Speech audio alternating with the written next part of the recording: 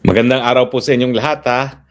Medyo maaga po ang ating Spokes Hour ngayon kasi ako po ay magpapapalit. Magpapapalit ng aking Philippine driver's license to Austrian driver's license. Meron lang po kasing 6 na buwan, no, para ikaw ay magpalit. At kapag hindi mo ginawa yan sa loob ng 6 na buwan, ikaw ay start from beginning, including enrollment sa isang driving school. Ang problema po sa driving school, napakamahal. Abot po ng 3,000 euros yan. So sabi ko, sige na nga, danin ko ng sarili ko dun sa mga opisina na kinakailang puntahan. Meron din akong driving test na dapat ipasa, pero napasa ko naman yan sa Amerika. Sigurado naman mapapasa ko niyan dito. Pero bago tayo asikasuhan itong mga makamundong mga bagay na ito, gaya ng driver's license, pag-usapan muna po natin itong issue.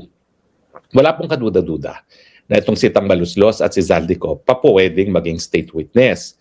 Pero ang tanong, pwede ba silang parehong maging state witness kung parehong kanilang papatunayan? At yan nga po ay na si Bangag, ang ating Presidente Marcos Jr., ang utak ng lahat ng kakurakutan pagdating sa flood control scam at pagdating doon sa mga DPWH insertions. No? Ang tanong po kasi dyan, dalawang bagay. No? Unang-una, pwede ba sila maging state witness? Well, sabihin natin na pwede ba silang sabay na maging state witness? At ito naman po ay pinag-uusapan natin kasi nga nung isang araw, naglabas ng video itong si Tambaluslos na para bagang sinasabi niya na kapag ako diniin ninyo, ilalaglag ko rin kayo, no? Kakaladkarin ko rin kayo sa impyerno. Pero alam niyo po, bago tayo natin pag-usapan yung legal na usapin kung pwede silang sabay na maging state witness, ang huling impormasyon ko sa aking informante ay nakipag-ayos na raw po ang mga bangag sa pamamagitan ni Charis dito kay Tambaluslos. After all, blood is thicker than water. Mukhang naayos na raw itong si Tambaluslos at hindi na itutuloy yung kanyang banta. Sabi ko naman sa inyo, yung ganyang mga pananalita galing sa kay Tambaluslos, that can only mean na nagpapaayos siya at mukhang inayos na siya. At ang balita ko nga, si Charis daw ang kumausap sa kanya, which makes sense kasi nga si Charis, pamangkin niya. Tapos bago pa maging kongresista itong si Charis, nag-intern na sa kanya as majority floor leader. At syempre, nung siya ay speaker, si Charis ang majority floor leader. No? So it makes sense na kung makikipag-ayos ay ang papadala ni Bangag mismo ay yung kanyang paboritong anak na si Charis. In any case, ano bang issue? Well, una-una po, no? Dalawa po yung mga pamamaraan para makaiwas sa pananagutan kung ikaw ay merong ginawang kriminal at nais na magbigay testimonya, no, para mapatunayan ang pagkakasala ng mas matitindi pa ang pagkakasala kaysa dun sa gustong maging witness. Dalawa po yan. Pagiging state witness na napapaloob po sa rules of court at tanging hukuman lamang ang pwedeng maghusga kung ang isang tao ay mabibigyan ng immunity from testimonial immunity or hindi sila mapaparusahan sa kanilang pagkakasala. At ang pangalawa naman po sa witness protection. Pero lilinawin ko lang po, itong pagiging state witness at pagiging witness protection, basically magkaiba yan.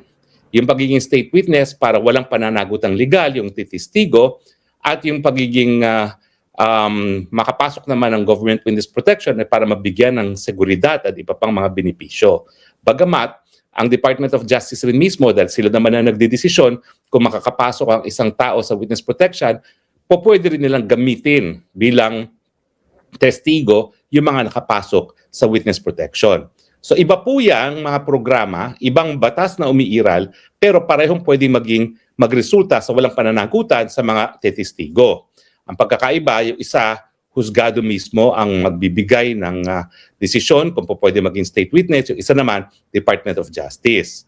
Pero meron po silang commonality. Ano yung mga commonality? Ang requirement na number one, dapat talaga, kinakailangan talaga yung testimonya ng testigo without which hindi mapapatunayan ang pagkakasala. Pangalawa, mako-corroborate in their major points. In other words, may mga ibang ebidensya na papatunay na tama nga yung sinasabi ng testigo. Pangatlo, dapat kapanipaniwala yung tao na titistigo. Ibig sabihin, hindi siya convicted of any crime involving moral turpitude. No? Dahil kapag ikaw ay may dungis, hindi ka talaga po pwede makapasok dyan sa programang yan. Kaya nga, ang nangyayari, mga gaya ni Madriaga, gaya ng mga drug lords na convicted na tumistigo labang kay Laila de Lima, hindi naman sila nabigyan talaga ng testimonial immunity. No? At ang pinaka-importante ay hindi sila ang pinaka-guilty. Now, so sa batayan na yan, anything is possible. Pwedeng si Tambaluslos at si Zaldico pareho makakuha ng immunity. At pareho yan sa programa ng witness protection. Kaya lang, iba yung magdidesisyon. No? Yung witness protection, yung mga prosecutors ang magdidesisyon kung kakasuhan pa sila o hindi. Pero ang trabaho ng prosecution dyan, kasi sila tagasampa ng kaso, sila magdidesisyon kung sasampahan nila yung kaso. Ibig sabihin, yung pagkapasok sa witness protection, kung gagamitin kang testigo, ay nagko-commit ang Department of Justice na hindi ka nakakasuhan. Kasi pag ikaw nakasuhan, talagang hukuman na ang magdedesisyon kung pwede kang maging state witness. Ang problema dito sa issue ng pagiging most guilty. Kasi isa rin sa requirement, mako-corroborate nga yung punto na ititistigo nung nais magkaroon ng immunity. Ibig sabihin, may ibang mga testigo, may mga ibang mga ebidensya na magpapatunayan ng katunayan ng mga sinasabi ng testigo. Now, ito kasing si Martin at saka si Zaldico, hindi natin alam, una-una, kung sinong most guilty, bagamat alam na natin na meron talagang mga koroborasyon yan.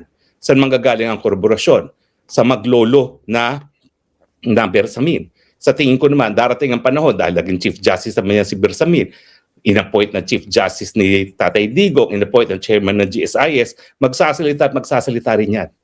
Dahil ayaw naman niya pumanaw sa daigdig nito na ang isipan ng tao siya'y kabahagi na talagang kultura ng korupsyon sa Pilipinas. No? Dinasira ang pangalan niya bilang isang maestrado at saka bilang isang dating Chief Justice. So magsasalita yan. Huwag kayong mainip. Darating po ang panahon. So ang makokorobate yan na maglolong Bersamin. Makokorobate yan ni Amina. Oh, hello, Amina, ikaw, alam ko naman, taga-UP ka rin, alam ko magsasalita ka rin, hindi naman po pwede mag-insertion ng presidente ng 100 billion na hindi mo nalalaman at alam mo talaga kung ano yung mga proyektong yan. Nandyan din si Secretary Bunuan, siyempre, Secretary, mapagbibigay alam sa kanya na may mga proyektong ipinasok ang presidente, ibig sabihin, meron ka mga proyektong ibabawas. Kasi siyempre, fix lang ang budget dyan. Kung meron ka idadagdag, meron ka rin dapat ibabawas. No? At bukod pa dyan, nandyan yung 18 Marines na siyang nag-deliver. No?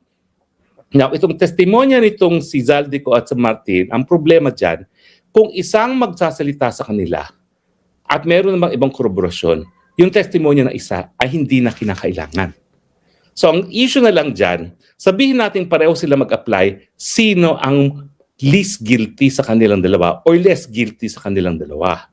Or, ang lengguwahe ng bata is that they are not the most guilty. Well, alam naman natin na kung mapapatunayan ng kanilang mga paratang, ang most guilty ay si Marcos Jr., ang bangag. Walang kaduda-duda. Pero between a House Speaker na pinsan buo, na naging speaker, dahil nga alam naman natin sa kultura ng Pilipinas at sa kasaysayan ng Pilipinas, wala naman naging speaker na hindi binibigyan ng basbas ng presidente. Sino ngayon ang less guilty? Yung speaker na pinsan buo, na pinakamakamangyarihan sa Kamara de Representante, o yung chairman ng Committee Appropriations? Ang problema naman dito kay Zaldico, miski siya ay mas mababa ang pwesto kaysa sa speaker, ang tanong naman, paano ba? Paano ba naman yung naging negosyo naman niya? Siya ay kontratista. Pwedeng sasabihin ni Tambaluslos, mas mataas nga ako as speaker, kamag-anak ako ng presidente, pero si Zaldico as chairman ng Committee on Appropriations, hanap buhay niya ay pagiging kontratista. Ang depensa naman ni Zaldico dyan, well, wala na ako, nag-divest na ako dyan sa construction company nung ako'y naging politiko. No? Pwede naman niyang patunayan, hindi natin alam kung paniniwalaan.